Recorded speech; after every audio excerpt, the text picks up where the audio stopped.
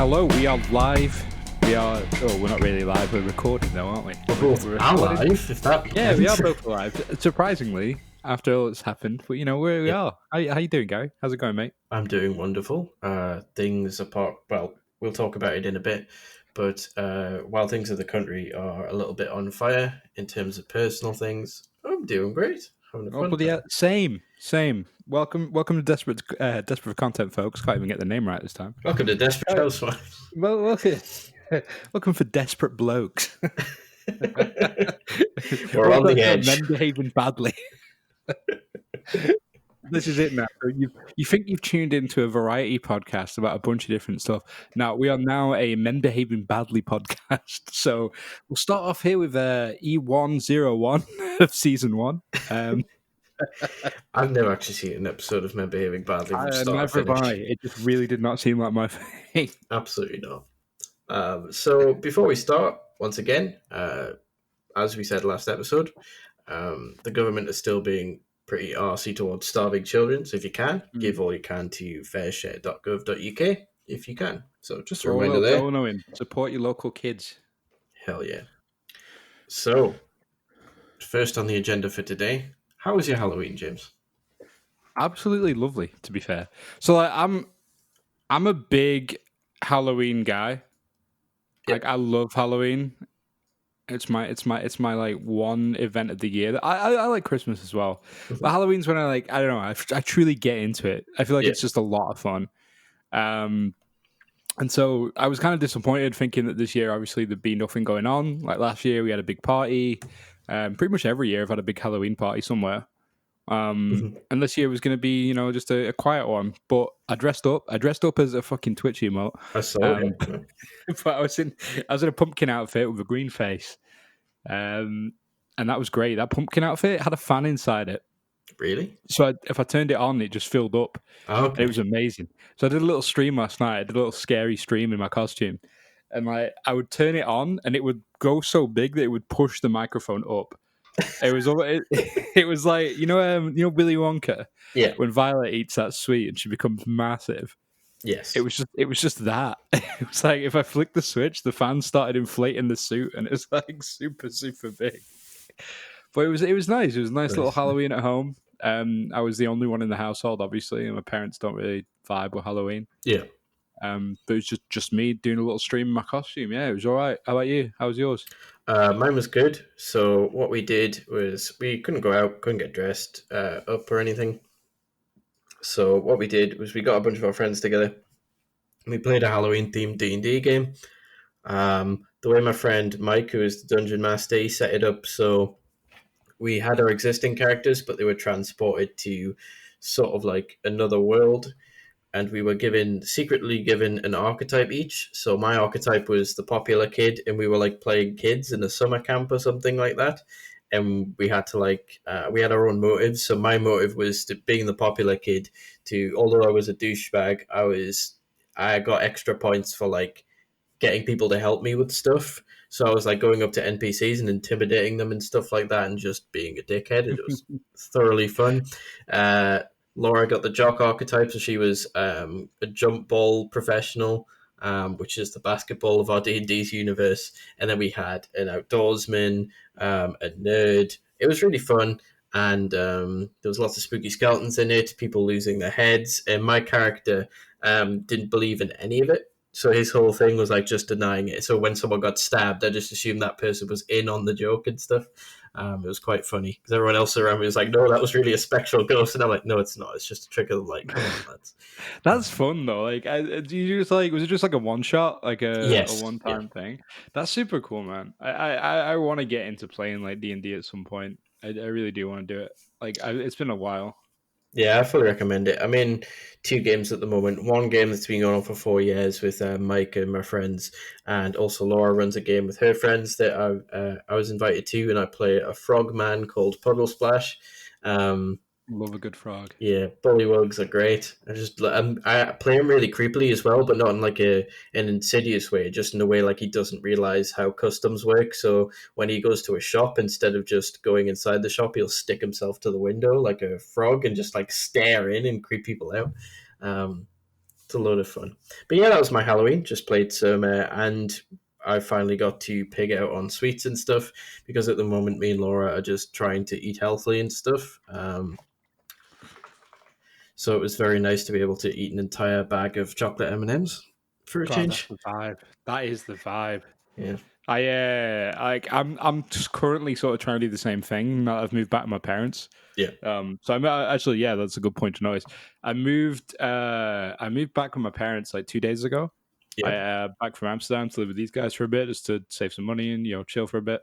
Mm-hmm. And it's cozy. It's cozy as fuck, man. I got like got my the room's fairly small compared to what it used to be, compared to what I did have. But it's like my bed, my television, and my desk all fit in, so that's all I need, right? Like I got my little cozy den going. Mm-hmm. But I've been trying to eat healthier too, and my parents are like trying to do the same thing. So apart from obviously, mother goes to the shop and she's like, "Oh, I just bought these because they were on offer with like Chris or whatever." We've been eating all right. We've been eating all right. Like proper like home cooked meals and stuff. Less Papa John's NL. Yeah. Oh, Less free speaking Papa of, John. I was texting my dad today because obviously, we'll get onto it later, but there's been a second lockdown announced in England. And I was just texting my dad because we want to visit my parents before the lockdown because you can't mix households and stuff like that. I think it goes into effect on Thursday at midnight. So obviously, we're going to try and see everyone from my family and Laura's family before it happens again. And I just realized my dad's name is John. So if I was Italian, he would be Papa John to me. Wait, Papa John called all of this stuff, by the way. Yeah. Like, so when Papa John said like, "This is the day of reckoning" or whatever. Yeah, do you remember that? Yeah. Like when he said that, like I think it was a couple of days later that the first case of Rona was like discovered. Yep. I'm pretty sure it was like a couple of days after he said that. Like Papa John knows some shit. Allegedly. We need to qualify with allegedly because if like thousands of deaths are on his hands, just don't want to accuse him in case that's not the case. I'm not going to say that it's his fault, but I reckon he knew. I reckon he was right. Well, he said like the day of reckoning is coming. I mean, have you seen the weather this year as well? Yeah. Like it's a bit rainy, isn't it? No, like like there's been a lot of natural disasters and stuff. There's a big earthquake at the weekend in Turkey. Yeah. There's like huge winds heading to I think Singapore. There's huge winds over here. Like, obviously Newcastle's quite windy because it's a coastal city, but like the wind has just been horrid for the past few years. And like it blew our fence down, not our fence down, but it blew one of our neighbors' fence down not too long ago. It like bent ours in a weird way, so we had to get it fixed. And yesterday, possibly the most grievous of all, it blew the bin that I bought outside to put all the dog shite in. It blew that over, so it was just it was like an apocalypse now. It was traumatic. Yeah, I mean, I am very very happy that my flight on Friday was like in the afternoon. Yeah. Because wind, especially in Amsterdam, is scary, dude. It gets like, especially when it's bad like now, it gets real bad. Like really, really bad. But yeah, luckily everything was all right. I'm just staying inside. Like it's still, to be fair, it's still very windy and rainy here. And that's like in bloody northwest of England where, nothing crazy happens with the weather. Yeah. But yeah, Papa John, if you're out there, I'm sorry. I'm sorry for making fun of you.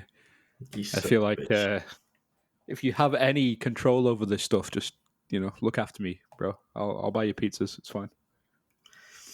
Well, I touched on a little bit. We might as well make it our next topic. It's on the agenda. England is going into a second lockdown for a month. It is. To hopefully make Christmas more viable in the current climate. I don't think it's going to work because we got like the harsh lockdowns in like March. They were like, oh, we'll only need to be here till June or whatever. And then it got extended regardless into like July. So I think it's going to be like, yeah, it's just for 4 weeks. And then it's just going to go into December.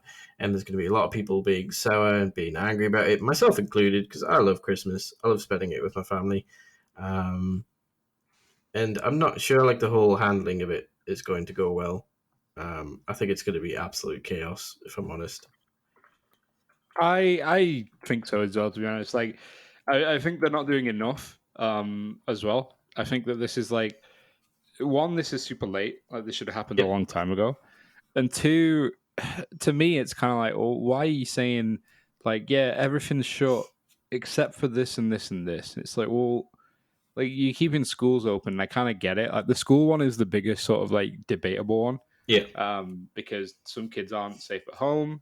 Hmm. Obviously, there's the benefits of the socializing, the free food and stuff like that, like going on at school. Yeah. Um, but also, schools seem to be like when people were saying, "Ah, schools will be fine," they really do not seem to be doing fine. Absolutely not. Um, from everyone that I know that either works at a school or has family that has children that go to a school or whatever in the UK, there are so many people getting sent home. There are entire years getting sent home. There's like whole teaching staff blocks being sent back. Um, it just doesn't seem to be going well. I don't know. I feel like at this point, um, honestly, as like doomer as it sounds, I feel like we're just riding it out until the vaccine comes along. Yeah. There's so many people that are just not um doing their bit as well. I don't put the blame on the public like the government do. I put the Yeah. blame on the government for not doing enough in the past and not supporting people enough to stay at home and not have to go out and go to jobs and stuff.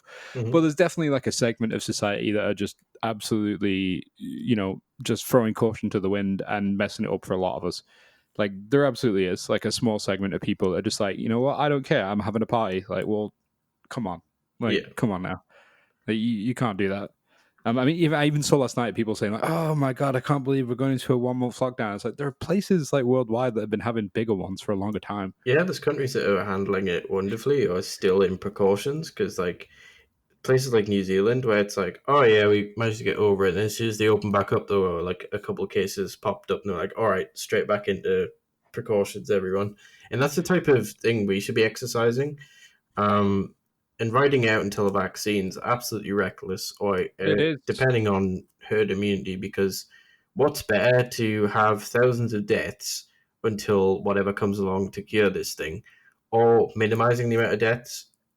Well, this is the thing. Like the Tories and also like Tory bootlickers, um, they don't care about anything but the economy. Yeah. Like they're not bothered about anything but the like economic effect of it all. Hmm. So that's the issue there. Like we could easily just like shut things down. We could easily keep everybody safe. Like apart from the outliers that are obviously just reckless people. Hmm. But we could keep the majority of people safe and really reduce the numbers, really reduce the number of deaths as well. Most importantly, but yeah, the economy seems to be like the thing that they're really focused on. So this is why we've been like, especially in the UK, it's been back and forth and back and forth, rather than just like saying, okay, we're doing this like New Zealand did. It's just like, okay, how do we minimize the damage on the economy? And we just do little like patches, little like band-aids like on each Yeah. little bit. Like, okay, we'll do a little bit now. And then we're gonna go back out again. Oh, and it's getting worse. Okay, so we'll do a little bit more than last time.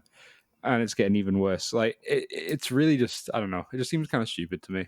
It seems to me it's like none of the politicians are actually talking to each other about it. Like you see them come up with, oh yeah, here's whatever tier your city's in, whatever.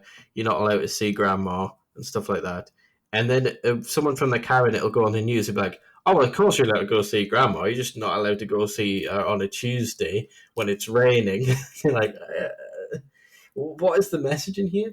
It's like they don't know what each other are talking about, and they've just shown themselves to be entirely incompetent. It's a bit Yeah, weird. absolutely, absolutely. And I mean, it's like the biggest thing that's really like miffed me off recently is when you see um, the fact that they really refuse to give northern cities any sort of money. Yep. And then as soon as like London, as soon as the South has issues, right? Yeah, we can provide the 80% furlough. Like, oh, why have you given us 67%? Why did you tell us that was it? That's all you can get. Yeah.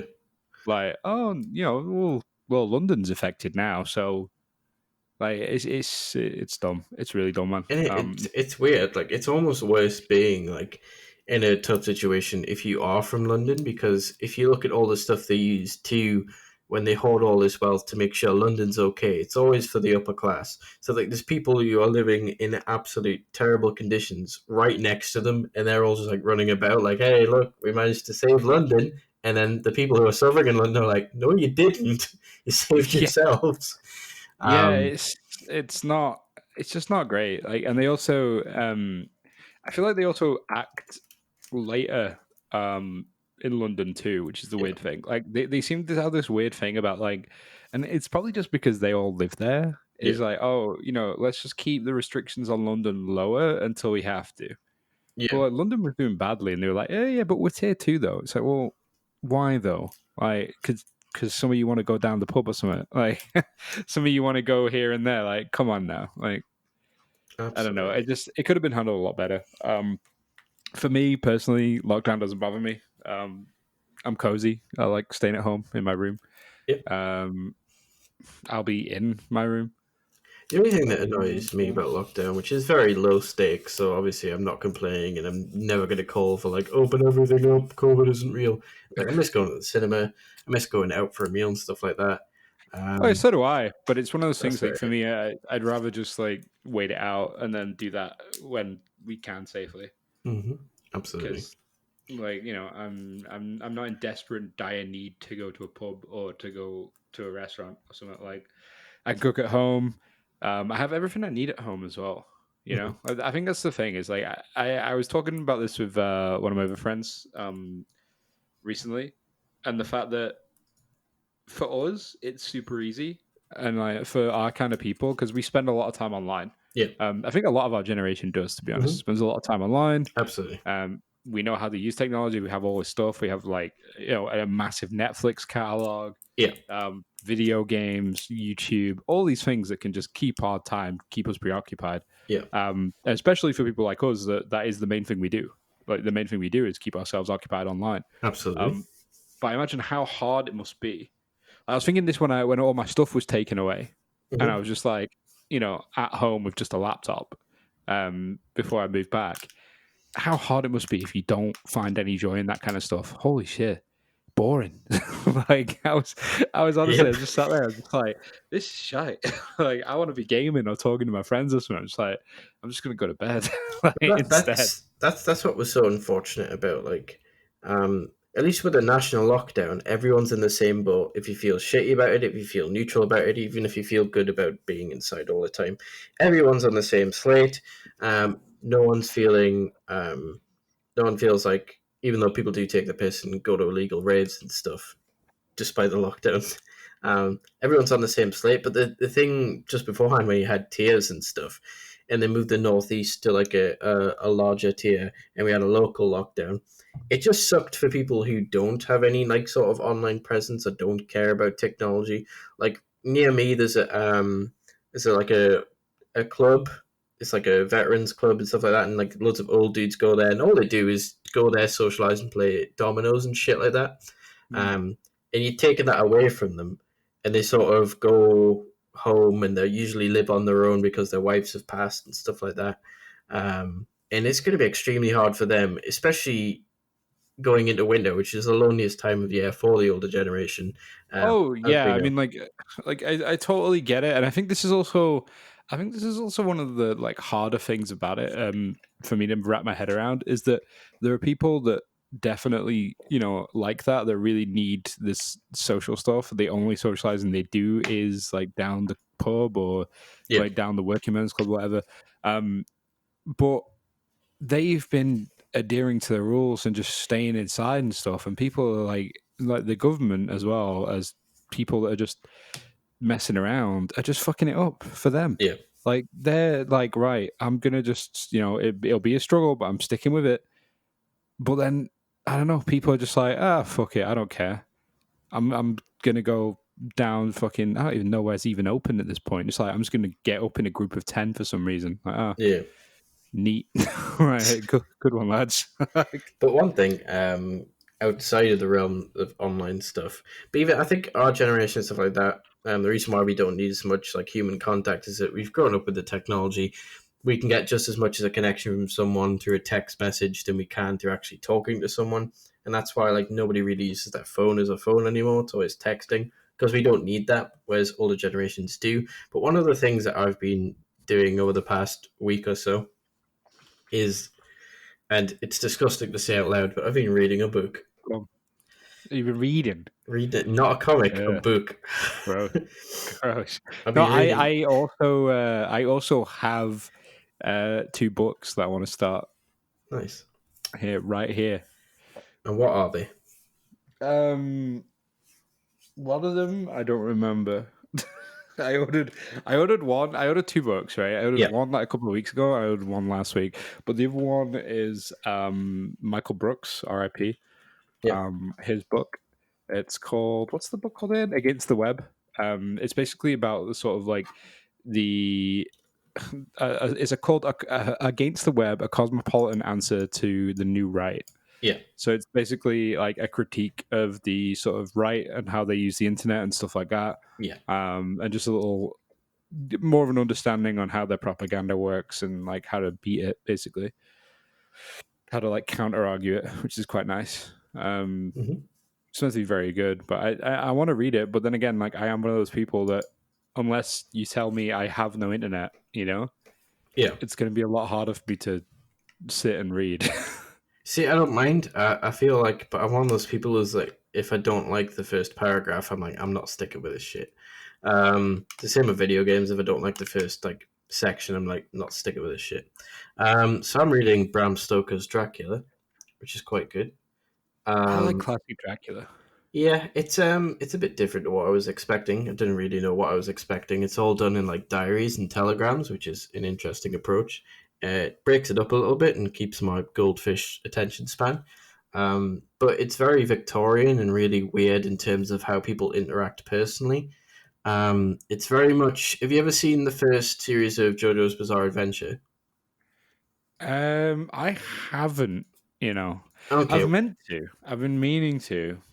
Well, it's set around. I don't know if it's set around a similar time, but obviously in JoJo's, like the enemies are vampires and that as well. So maybe it's based loosely off like characteristics of them. But everyone's always like when they meet a new person, instead of being like, say, if I met you and I kept a diary, I'd be like, oh, met a guy called James today. We got on quite well. Got similar hobbies. We have a similar sense of humor. Great Yeah. guy. And I would leave it at that. But in Dracula, it's sort of like, oh, this is Dr. Seward or Seward or however you pronounce it. I don't know how to pronounce the name. He's like, he's such an honourable man. Big ropey muscles. What a wonderful man. A beautiful specimen of what humanity is. No woman could express themselves as good as a man. Certainly not this man. I hope he is my friend forever and ever. And I'm like, are you just trying to pad out the numbers here for like the words? Like, Yeah, like what's word going on? count. Like when you had to do that for a like a thing at school. Yeah. So And you just the parts where people are like talking to each other, it's never like, "Oh, can you pass me that pen, mate?" Van Helsing will pass someone something and be like, "Oh, thanks for giving me this pen, Van Helsing. You truly are a king among men for assisting me, and I should hope that we are fast friends until the day we both perish." And so on. You're like, what is going on? you're like, why are you so descriptive? Especially in Victorian times, like for a repressed nation, this book is gay as hell. There's like so much tension between all the male characters. They idolize each other, and while half of me is in fact gay, it's too gay for me. Even at this point, so like, but it's got enough intrigue and supernatural stuff about the actual vampires and how it all pieces together. It's quite interesting because it's like a subplot where one of the main characters is like a administrator at a mental health asylum. Although with it being written back in Victorian times, they call it a lunatic asylum, which Bram Stoker should be cancelled for. Let's get him. Let's tweet at Bram Stoker's estate. And there's a patient in there who like idolizes Dracula, but they don't know that yet at this point in the book. He just refers to him as the master, and like he's coming to get me eventually, and I'm going to be free with him. And like he does things like captures flies and eats them because he believes like if he eats different living things, no matter how small, it'll prolong his life, similar to how an actual vampire is. So I'm thinking this guy in the mental health asylum isn't a vampire himself. He's like a familiar who's like betrothed himself to a vampire, as they sometimes have Right. human Okay. familiars. So he captures flies, and then like when that's not working, he uses flies to lure in spiders, and then uses spiders to lure in sparrows, and then eats sparrows and stuff. It's Um, like one of those games where you have to be like a little fish and you yeah. have to eat all the little things Um, and become bigger and bigger. so I like, like there's that. different aspects to it, even though like the dialogue's a bit lacking. It's really interesting. And Dracula himself's just a creepy old bloke. He's not this big, sexy vampire that like vampires are these days. He's just a creepy, hairy old man who doesn't clip his fingernails, who just stalks women. It's terrifying. Something Took really me a out there moment and to fun. like, oh, yeah. But yeah, and they mentioned Newcastle in the book, so that was good. 10 out of 10. Um, speaking of countries in turmoil because of monsters, the US election's coming up, pal. It really is. Yeah, that was a great segue, by the way. Thank you. Fantastic I segue. believe it's on the day that this podcast will come out. We're recording it on Sunday currently, and I believe it's Tuesday that the election is. It is Tuesday. Yeah, Yeah. So when the episode comes out, it'll be election day. yeah, Um. So I guess we won't start getting any results till like really, really late our time. yeah. It'll be nowhere near being over, and even then, they've got to count the postal votes now more than Yeah, ever because of this is the lockdowns and thing. stuff. This is the main thing. Like, it's gonna take a while. Once they have everything, it's gonna take. I mean, they'll start coming in probably about like 10 or 11, and then see. I don't even know. It really depends on how it goes as well, right? Like, we might not even have a result on the 4th Yeah, because it really depends. If like, I think if it's super narrow, then we won't have a result yet. I think yeah. if it's super narrow, it's gonna be like a there's going to be a lot of like courts involved. Mhm. There's going to be a lot of like recounts, like counting the mail ballots again, stuff like that.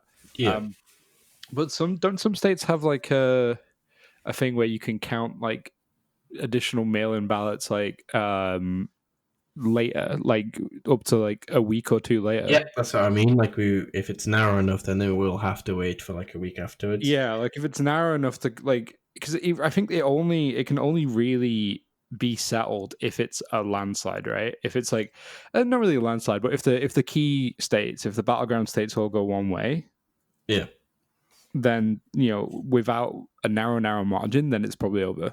yeah.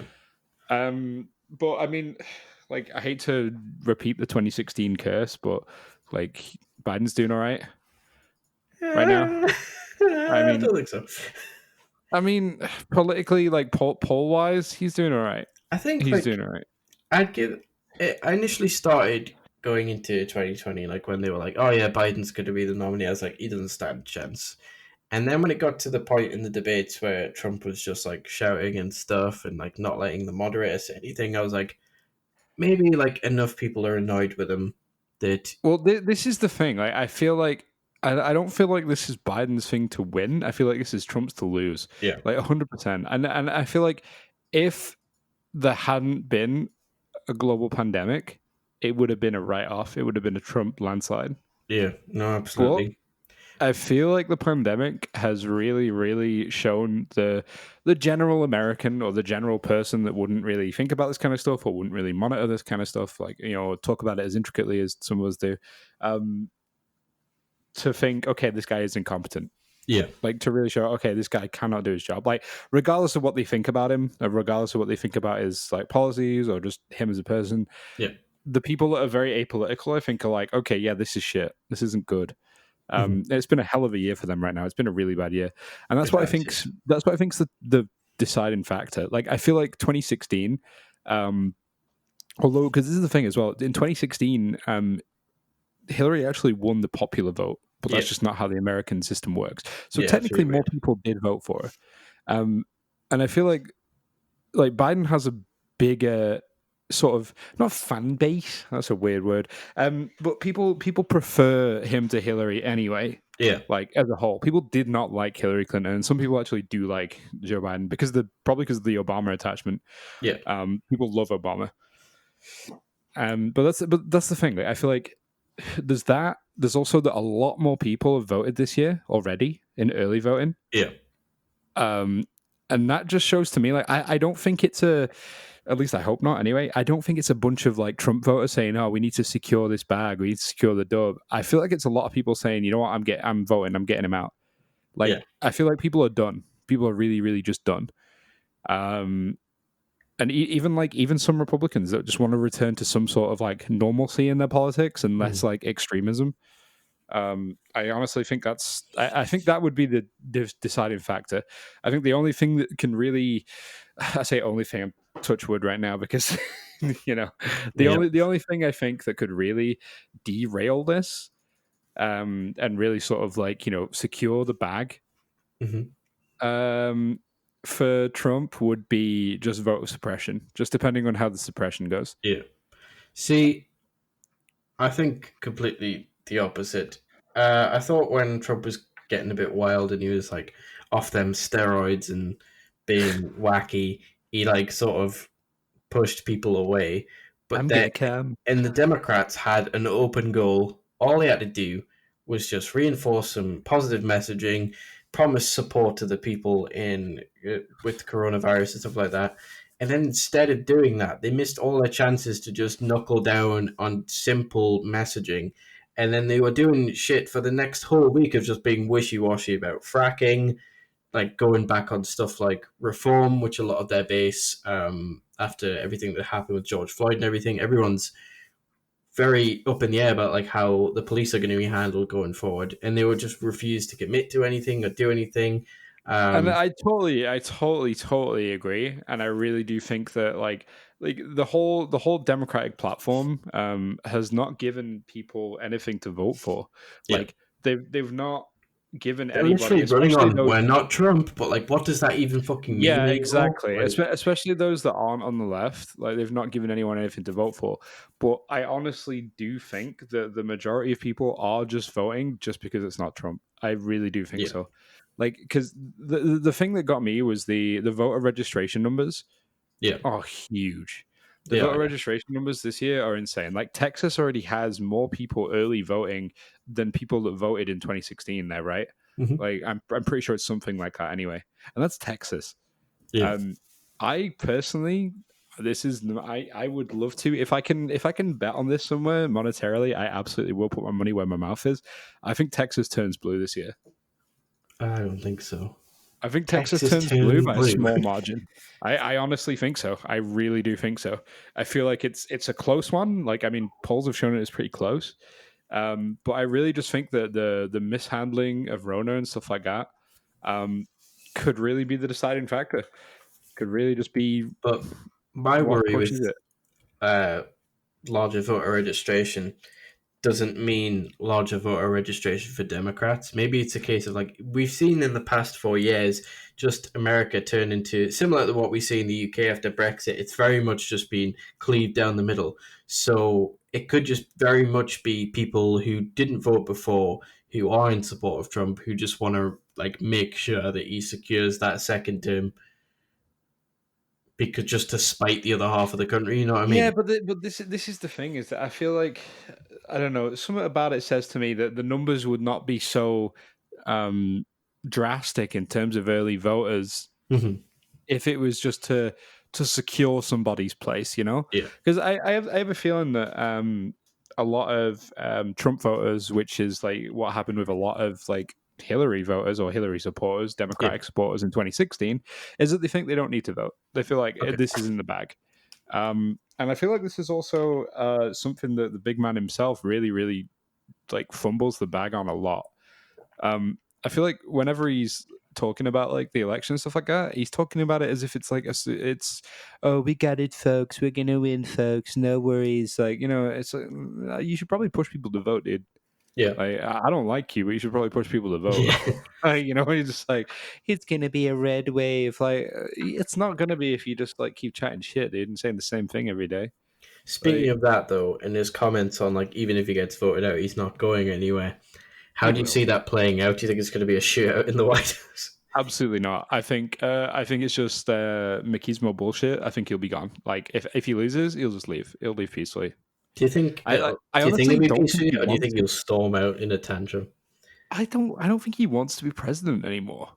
Like from some of the stuff that I've seen him say recently, he really just, I don't think he gives a shit anymore. I think I don't know, maybe he just wants to stay president so he doesn't get arrested or some shit. Yeah, Like, but I honestly, I honestly can't see it being like people are saying like, oh, there'll be a civil war and shit. I really don't think so. Like, do I think that there will be some cases of like extreme violence, like no matter who wins? I really do think so. yeah, I think so for we're at sure. that point. I think there's Absolutely. going to be some. I think it'll be. I think it'll be worse in terms of the scale if he wins. I Yeah. think in terms of the scale, there'll be a lot of civil unrest Mhm. countrywide. Um, but I also do fear for my my POC and my LGBTQ plus folks, regardless of the result. Just because Yeah, I feel like the Trumpies and the hardcore MAGA chuds are just going to be out in force regardless. they I are. think I they're going to feel be out like there. And, in a Trump win, they're bolstered even more so than they were when he first got in, especially with the whole Proud Boys standby shite yeah, that he was spewing. But also, I think if they do oust him with the vote, then people are going to be angry. They're going to be looking for people to blame, people to yeah, take out. exactly. That stuff. Exactly that. But I think overall, obviously, like, the Democratic Party sucks as well. Yeah, Not in this like, ooh, both sides suck kind of way. No, they're just like, fuck the they really Dems, just, mate. they just don't represent people like, as well as they say they do. Like, they have a lot of flaws, they have a lot of issues as well. The only Mhm. things that give me hope are the young progressives like Yeah. AOC, the rest of the squad, and Mhm. also people like Bernie potentially being involved in Yeah. cabinet positions. Mhm. Like, I don't know if they would do it. I really doubt they would do it, but it would be an easy win for them with a lot of younger people too. If they were to give someone like Bernie Sanders like a position, like maybe in terms of like working on sort of labor kind of stuff, Yeah. I think that would be a big win for everybody, everyone involved. Their image would go up. It would also mean that um, things would actually get done Mhm. in the labor sector. But it's going to be an interesting one. I don't like election nights because I just can't sleep. I Yeah. get super super tense about it. Yeah, it's not it's not ideal for me. Yeah, I remember the one in for England, the last one for that. I just remember being really angry all night, which isn't good for my blood pressure. I mean, I'm going to be less so like as much. I'm in a very fortunate position to say that like initially, whatever happens in the American election won't affect me. It's really the long term that I'm worried about. Like even if the Dems get in, the reason I'm very much on the fuck the Dems train, fuck both parties, by the way. I'm not saying I'm for Trump, fuck Trump.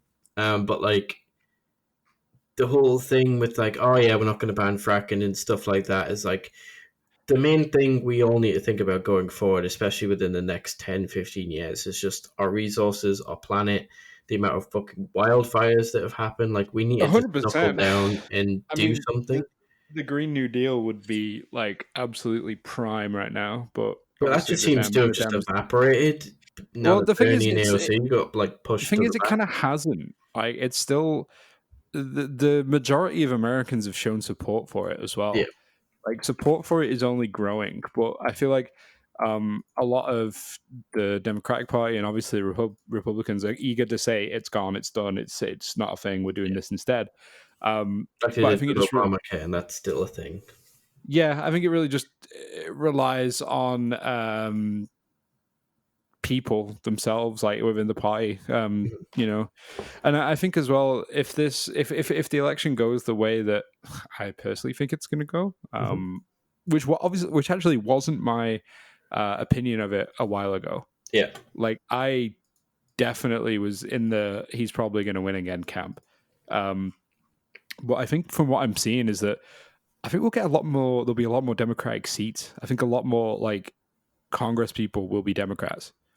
It was nice to see people like Jamal Bowman as well being voted in. yeah, More, like progressive candidates and stuff have been voted in already this year. So I don't know. Maybe the pendulum will start swinging a bit. Maybe, but it's going to take work from all of us, really. I think the thing that scares me the most is 2024 election. Honestly, let's jump to the future here. Oh no. Um, well, because I feel like if the Democrats win this year, then 2024 is probably just a dub for the Republicans, right? Yeah. I feel like it because it's such a weak like candidate right now. Yeah. Um, Absolutely. and depending on how the presidency goes, I mean, he's going to inherit a shitload of like problems Hmm. anyway. But I feel like then the Republicans could go with someone like Tom Cotton, for example, who I think thinks that like slavery laws are like shit or something like that. Yeah. Or it should never have been a thing or whatever. Like like some super radical right wing candidate could be up next. That's what I kind of worry about. But I think we just got to live day by day and just Yeah. um, hopefully they secure the bag and just at least then I can talk about other things on a daily basis other than how doomed we are. Absolutely. Speaking of us being doomed, everybody dies. That is a categorical fact of. And that's the episode. See, And in the spirit of Halloween, as we didn't record this on Halloween as we were busy, we have one more Halloween topic to cap off our Halloweeny episodes, and it is what is your ideal funeral? this is a toughie. This is actually a toughie because I've thought about this multiple times. I Right? have as well. I have several plans. Yeah, my answer as a kid. Okay, so this is the most edgy shit. When I was a teenager, Mhm. my answer was always that I want like some sort of device in my coffin, so I take everybody with me.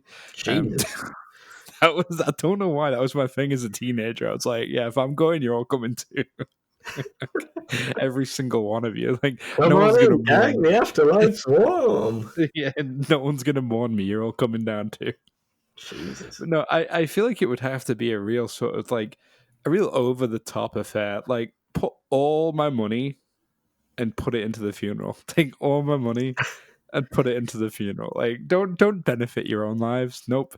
Let's just give me like a golden casket. Like, have a hologram of Prince playing Purple Rain. Like, you know, that would be the thing. Just a big show.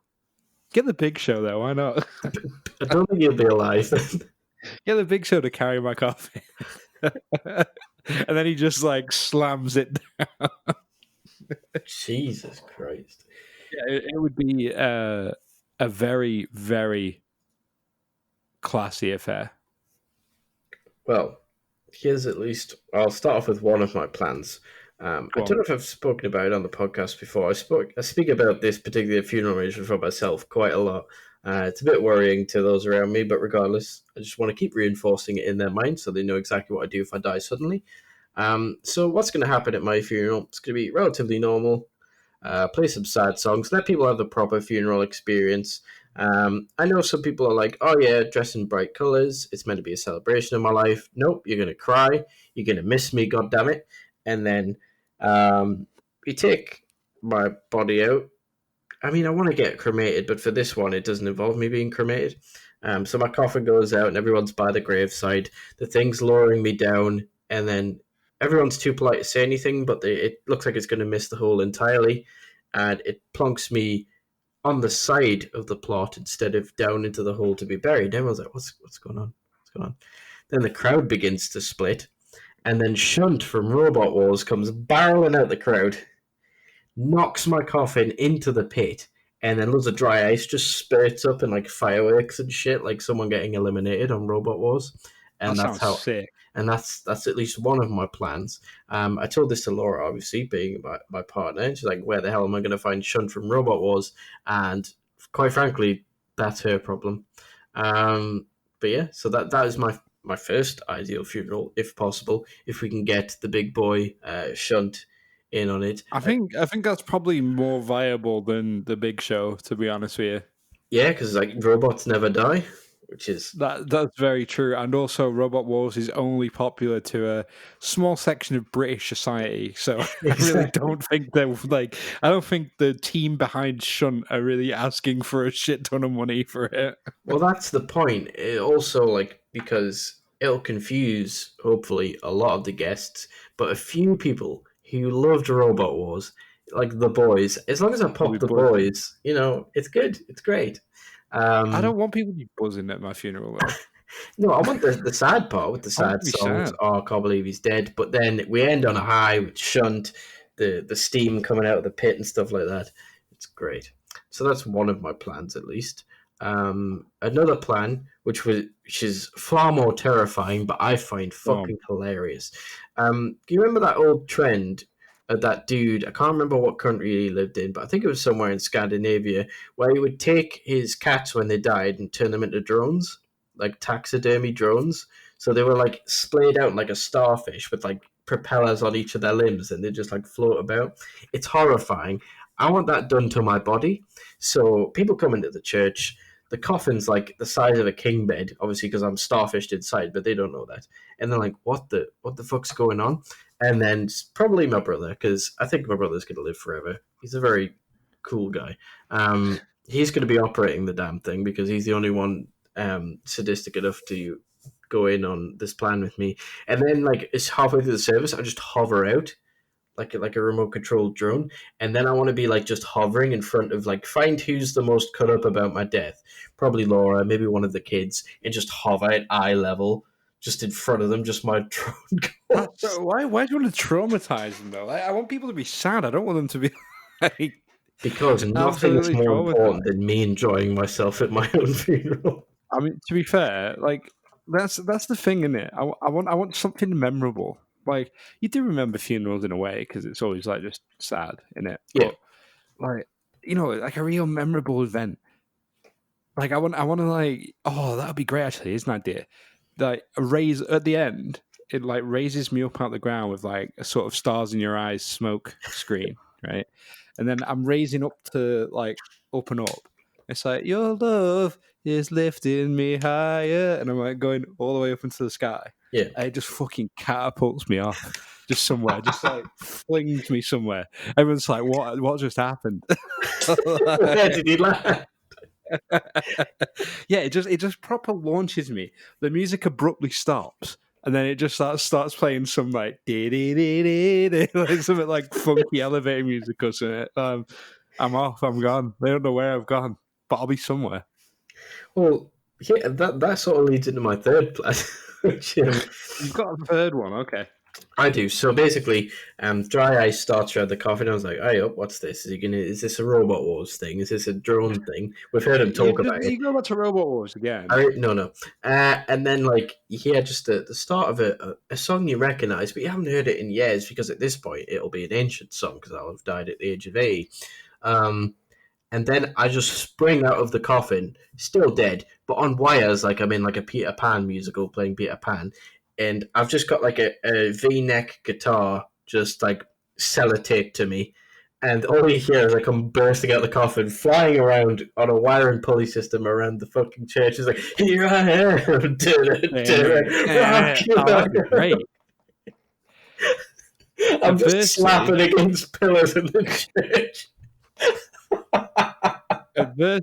how about like puppet strings? See that goes from being comical to a bit creepy because then you Yeah, can but like I don't want to here's become the like thing: a if you got Thunderbird. like no, I want like so you get like a good angle, so it looks like I'm really big. It looks like everything on the stage is really big, Okay. and then you have like one of those comical Power Rangers villains, like a big sort of mascot monster looking thing, and then he's like, "Oh, I'm here to terrorize the funeral." And then there's just like a sound recording that I've recorded before I die. It goes, "Don't be so sure." And then Oh, starts fucking playing hell. like the Power Rangers, like din din din din din din din din, just like puppet strings pulling me up out of my coffin. Can you imagine that with the like, I fucking hate it, but I respect it. and then it's just like my dead body slapping this master with the Power Rangers explosions. You know, like when they hit them and it goes like every time they do a hit, just like that, like fireworks coming out as soon as I hit the thing. That's the. I'm gonna need the rights to the pumpkin rapper from from Power I Rangers. just thought of another plan that's really fucked up, and I'll never do. But I find it amusing because there's something wrong with me. But I'll hire someone to turn up at the funeral who is also ginger but looks nothing like me, to just pop out of the coffin and be like, guys, I'm still alive. So you clearly not get me. That's an idea, though. That's an idea. Get like just a bunch of people that look like you. Like get a bunch of doubles or something, and get them to just fill out the stand. And it's like, which one's dead? Who knows? Is it the real one? Am I the real one, or am I the real one? And they just like creep all your guests out. And I'm still in the Halloween spirit. absolutely. But speaking of like Halloween and murder and stuff, I also toyed with, but I don't know how seriously people would take it because I don't want to accidentally ruin someone's life with it. But I'd leave like a video like will to be played at the funeral. I'll have all the regular trappings of a will, just like I'll leave my estate to my children. I'll leave my pension, any cars or whatever to my beautiful wife and all that stuff. And then at the end, I'll just be like, I have reason to believe, and I'll just name the most innocent, just asinine person in the family, like a distant nephew or someone who's always been polite to me, always been lovely. Just like, I have reason to believe that they are the ones that killed me. I would like this to be investigated to the utmost. That'd be horrifying though, because they would get investigated. Like that would happen. People would shun them immediately, but just because you're dead. Exactly. Like they can't argue with you. Just give their life a little bit of flavor. Like, okay, maybe instead of picking the most innocent person family, I pick the most boring person just to give them like, here's my gift to you, a backstory. Yeah, but there's a difference in giving them a bit of flavor and a bit of backstory and ruining their life. Lock them up. Like what? Or for my infinite ego and narcissism, I have someone hand out goodie bags at my funeral, and there's just stuff in there like candles and shit. Then at the bottom, there's like an edible thing that says "Do not eat." Wait until instructed. And then at the end of the video, well, I'm like, I just wanted to remind you all that I was the main character. There's literally no need for any of you anymore. Please eat the cyanide capsule in the bottom of your goodie bag. But see, then you told me it was dark what I said. You're just going on my level there, young me's level. Yeah, but I took it from the angle of me being a narcissist. You just wanted people to come with you just to die. Yeah, I just wanted some company, to be fair. All the way to stage, James. And I'm the main character. A little bit of company. Help me out. I just want some friends. All right. Oh, right. Anyway, that was... I'll catapult myself into the sea, which is pretty basic. It's similar to your catapult idea, but just lobbing me in the sea. No music, no ceremony, just... Catapulting yourself leaves an interesting thing, because then it's like a riddle for the rest of your family. It is, yeah. Right? There's like a riddle for any surviving members of your family. Because it's like, oh, where was he buried? You know, and I would like them to pass that down. I'd like my kids to pass that down to their kids and be like, find where Granddad's buried. Find him. And they find me, and I'm just like really old and still alive. Like, oh, bloody hell. Thanks for saving me. Death for the sake of the mystery. No, I'm just like hooked up to something that just keeps me alive until the door is opened, and as soon as the door opens, I just die.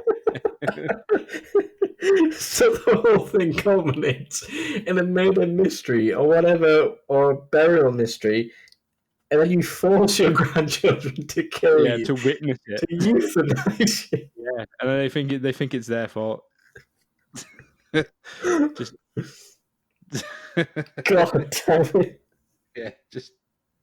These are very, very sinister. Apart from my original party one, we've been very sinister with these. We've been very much like, I mean, I'm never going to have a funeral anyway. I'm always going to survive. Yeah, death is inherently sinister. Like so I think if you don't capture that, you can't really have as much fun. Arguably, there should be no fun at a funeral, but you know, it has fun in the title. So just do a budget one. Just go to like, I don't know, like some really cheap working man's club. Put me coffin in the middle of the dance floor and just play like I had the time of my life, just like with like a disco ball and like a sort of cheap school DJ, like, and here we go with the last dance. And it's just my coffin spinning. Now the hearse pulls up and the flowers just spell out cock and balls. It's just like slowly spinning on this like little dance floor.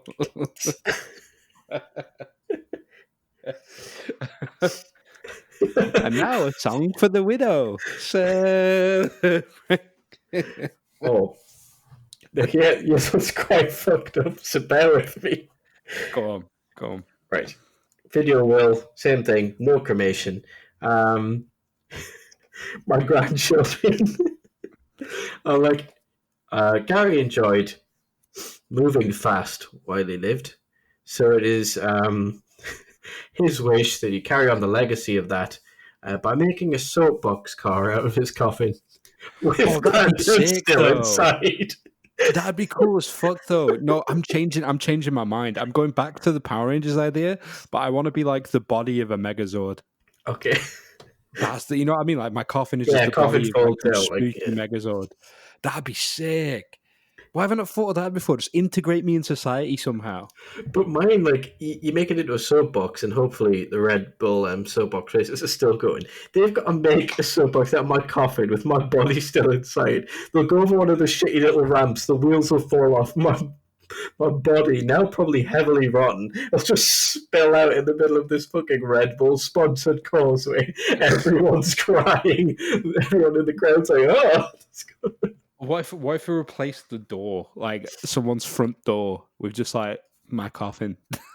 And you just have to like you have to choose wisely which handle you pull. Jeez. You pull the wrong one, and I just come toppling out. And just like, whoa.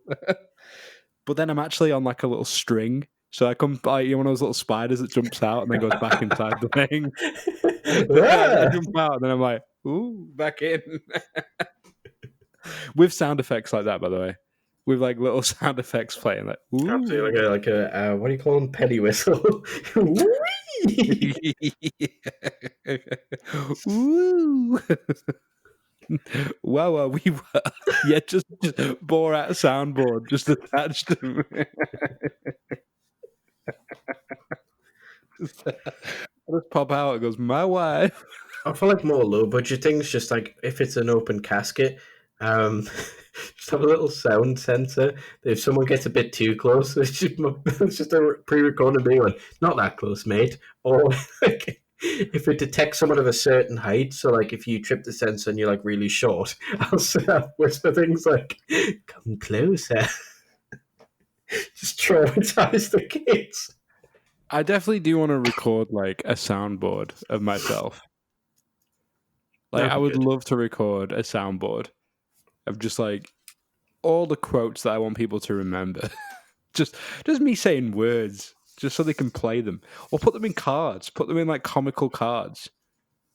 Like, oh, it's your 18th birthday. Open up this card from Grandad. He left it for you. Like, oh, you're 18, you little bastard.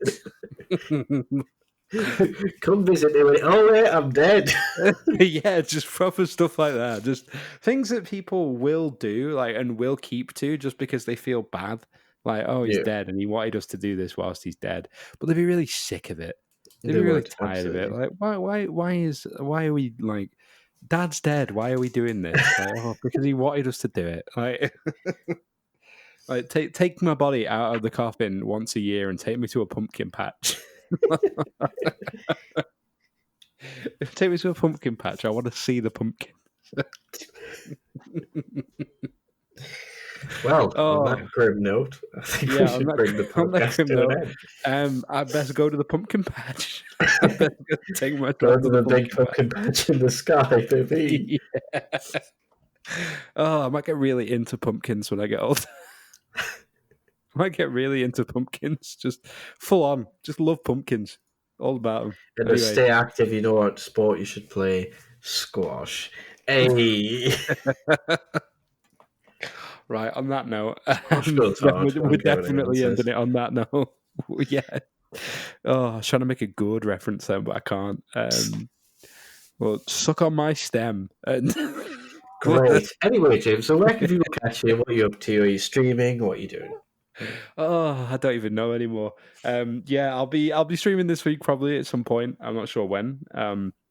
Streams are a little bit odd at this point because my father works shifts, Yep, like works like early shifts and stuff. So obviously, I don't want to be like screaming "suck my stem" whilst he's trying to get a kip. So evidently. Yeah. there'll be like a little bit more intermittent, I guess. But yeah, you can still catch me on twitch.tv/TimothyZ. Follow me on Twitter, twitter.com/TimothyTV. I'm always posting there pictures of myself dressed as a pumpkin. Hmm. Great quality content like that. You know, there's the whole 2 pictures of me dressed as a pumpkin on there. 2. Nice. It's amazing. Brilliant. But yeah, other than that, I'm just going to be working, you know, settling in here, sort of setting up the room at my parents' house. Yeah, all gravy, baby. What about yourself? You can catch me on Twitter at StatureUB. And as always, you check my author page on comicbookresources.com to look at the latest articles and any proceeds from those articles. As I mentioned at the start of last week's podcast, about 50% are going to go to FareShare to help feed these kids. So even if you read it, even if you don't like the article, just you looking at it for a few seconds helps my numbers and helps children by proxy. So if you don't read my articles, you hate children. I just want to point that out. Yeah. That's the ultimatum there. This time, hopefully by this time next week on the next podcast, I will have finished reading Dracula, and I'll tell you my thoughts when that happens. So yeah, Yeah, and hopefully this time next week things haven't things haven't descended into madness. So good luck to America this week. Yep. Fingers crossed for all of you, especially, you know, those of my friends and also potentially some of our listeners from more marginalized groups. Stay safe, look after yourselves, and let's see what happens. Let's see what happens. But other than that, feed the kids, look after each other, be well, be merry. You know, it's nearly time for us to get a bit festive, and hopefully we can get quite festive and ignore the doom for a while. But we'll see. All right, that's gonna be it from me. Goodbye, everyone. Oh, I thought we were gonna do like a bit. I refuse to cooperate with you. Goodbye. This is the end. Goodbye from me. See you next week, folks. Bye-bye. Bye.